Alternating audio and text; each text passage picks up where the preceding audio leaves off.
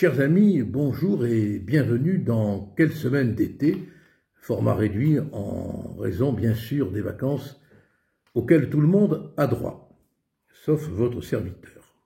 Bon, qu'est-ce qui s'est passé cette semaine? Tout le monde a la réponse.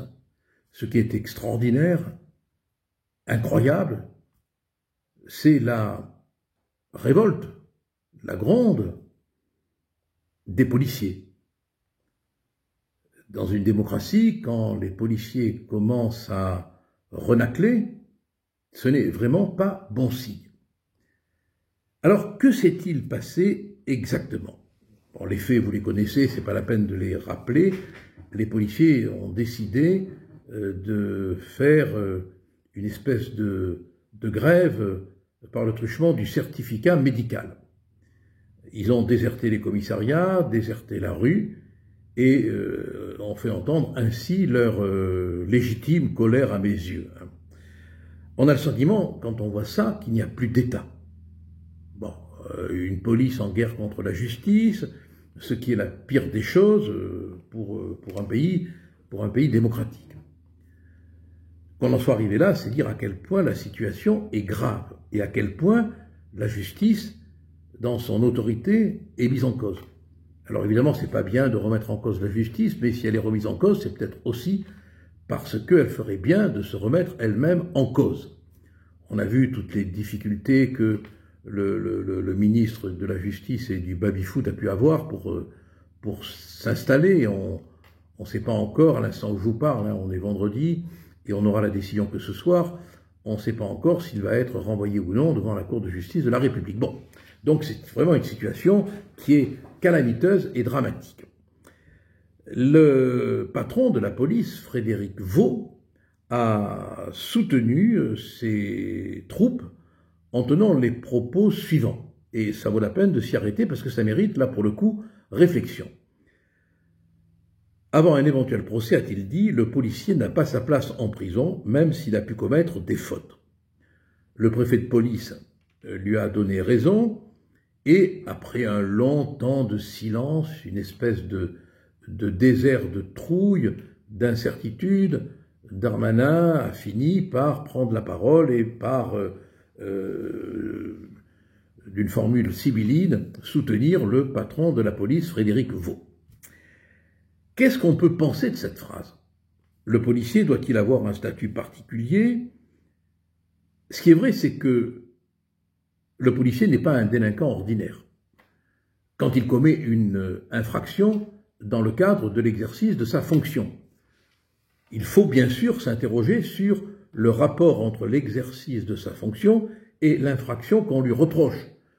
Ce n'est pas un individu ordinaire qui commet une infraction, c'est un individu qui est chargé d'une mission de service public et qui commettrait cette infraction dans le cadre de l'exécution de sa mission de service public, de protection des personnes, de maintien de l'ordre, de rétablissement de l'ordre. Donc on est dans un contexte très particulier et c'est ce contexte qui doit être de nature à offrir aux policiers un statut privilégié. Mais à mes yeux, en aucun cas, un citoyen, qu'il soit policier ou magistrat ou avocat ou peu importe, on s'en fout, ne doit avoir un statut particulier. S'il commet une faute, il doit en répondre, bien évidemment, bien évidemment.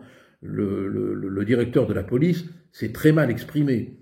Je suppose qu'il a voulu dire qu'on doit tenir compte, dans l'appréciation des faits, des circonstances fonctionnelles dans lesquelles les faits sont commis.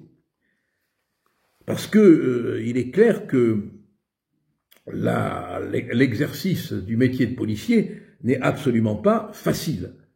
Il est d'une difficulté de plus en plus grande, les policiers sont de plus en plus maltraités, de plus en plus insultés, de plus en plus menacés même dans l'exercice de leurs fonctions, et ils ont droit de ce point de vue-là à un statut particulier, comme les magistrats l'ont du reste. En matière de responsabilité civile, par exemple, ils sont au-dessus des lois, ils ne sont pas responsables. C'est l'État qui est responsable pour eux à leur place, c'est-à-dire que c'est vous qui payez finalement leurs fautes.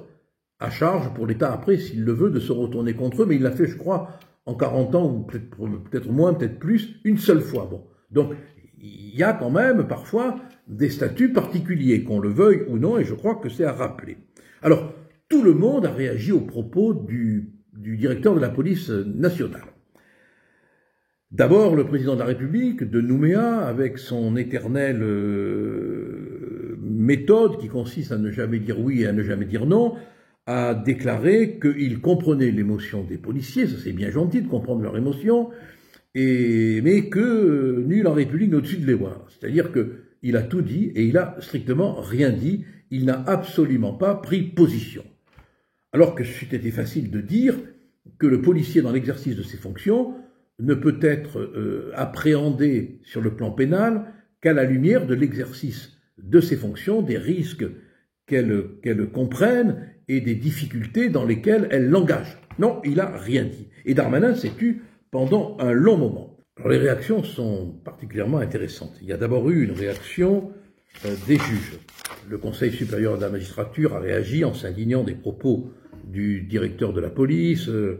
Les avocats, bien sûr, se sont indignés. Le garde des Sceaux, bien sûr, qui a plein d'indignation dans sa besace, s'est indigné. Je crois que le président de la Cour de cassation aussi s'est indigné. Enfin, sur le thème, nul n'est au-dessus des lois. Ben, tout le monde est d'accord, hein. Nul n'est au-dessus des lois. Bon, on n'a pas besoin de tous ces hauts représentants de différentes autorités pour qu'on le sache, hein. Darmanin aussi a réagi tardivement. Mais alors lui, pour donner raison, comme je le disais tout à l'heure, au directeur de la police nationale. Mais enfin, il avait quand même dit, quelque temps avant, qu'il dirigeait une administration où il n'y avait pas beaucoup de bac plus que 5, quoi. Bon, une espèce d'administration, à l'exception des commissaires de police, de crétins. Voilà, alors les policiers ont quand même de quoi ne pas être contents, franchement. Enfin, alors, tous ces gens, quand même, qui s'indignent. Moi, j'ai envie de dire, d'accord, bon, les policiers représentent l'autorité publique, ils ont un devoir d'exemplarité, comme les magistrats, comme les avocats, nous sommes d'accord. Au passage, je me rappelle quand même que le magistrat qui avait été poursuivi pour avoir proposé sa fille pour des ébats sexuels par les réseaux sociaux n'est pas allé en détention, lui. Tiens, c'est quand même utile à rappeler au passage, hein. Bon, j'ai envie de leur dire à tous ces gens qui s'indignent,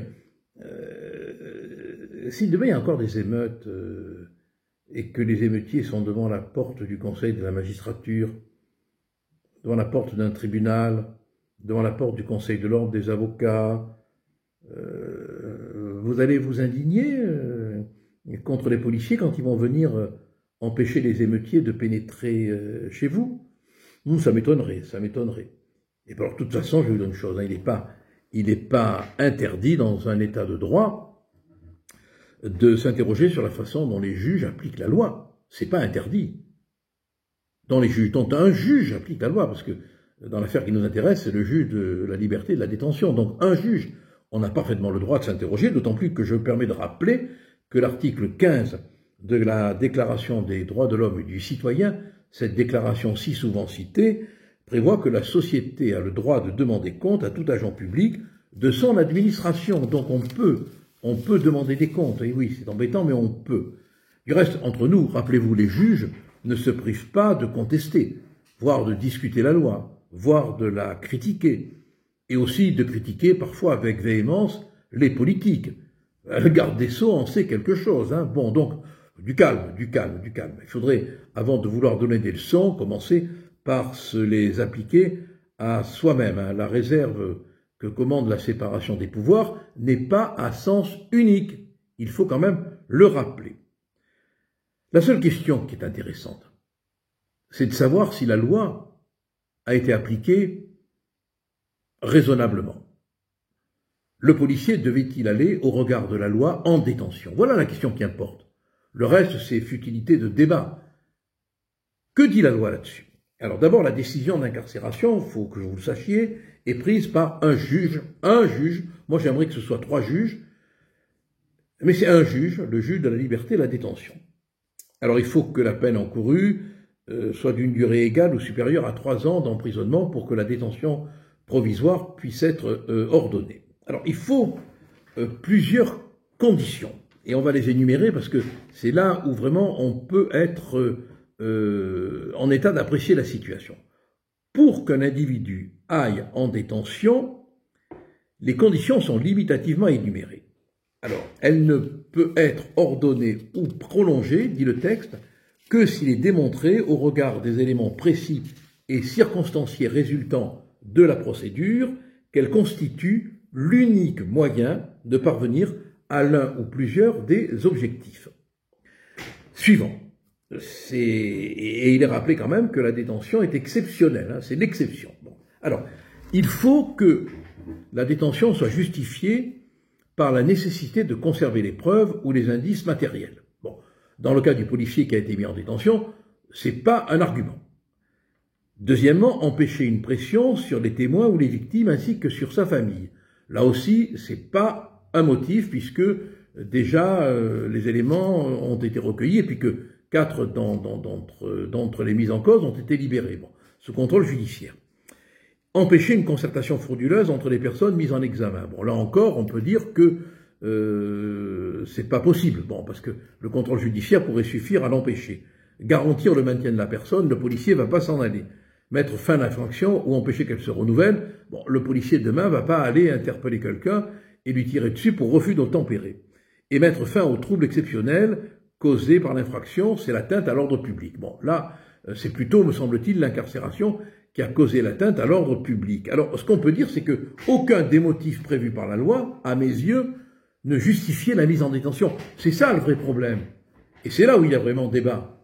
C'est qu'on pouvait très bien placer le policier sous bracelet électronique ou sous contrôle judiciaire. Ça, c'était vraiment une mesure qu'on pouvait prendre. Pourquoi ça n'a pas été fait et pourquoi l'incarcération a-t-elle été ordonnée tout de suite? C'est absolument pas normal et il faut espérer que le 3 août, la Chambre de l'instruction réformera cette décision.